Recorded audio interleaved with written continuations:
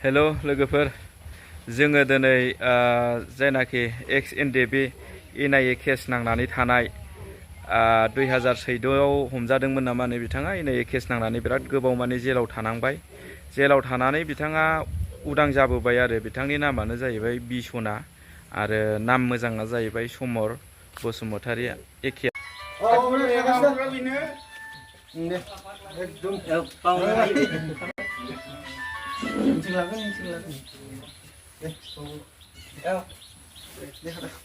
आंनि माबा बिदाखौ नायफैदोंमोन लोगोनि दाख्लै जेनिफ्राय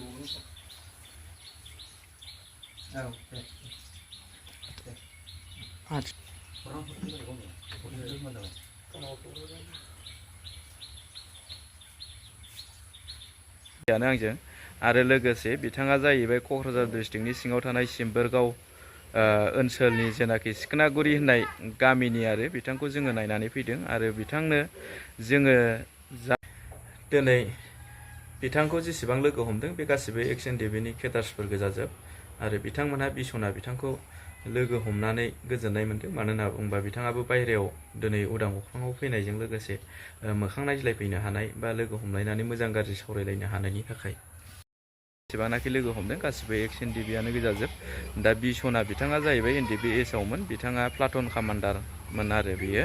दा बेखौ जोङो लोगो हमनानै मोजाङै मोजां जोङो न' फारसे फैफिनबाय। दा बेखायनो आङो बिथांनि जेनाखि भिडिअ बेखौहाय एसे फंनैसोब्लाबो आङो बाङायनानै होनो नागिरदों। मानो होनना बुङोबा जेनाखि एसे गोबाव सेक्रिफाइस खालामबोबाय, एसे गोबाव थाबोबाय, दा बिथाङा दिनै गबोनायजों लोगोसे जेबो माने गैथ'यै जादों। बेखायनो दंनाय गैयैखौथ' जों बुंनो थांला, अब्लाबो बिथाङा सासे जाथिनि हारिनि मावनानै नांबोनानै खस्थ' मोनबोनाय हिसाबै जोङो बिथांखौ लोगो हमहैदों आरो बेखिनियानो।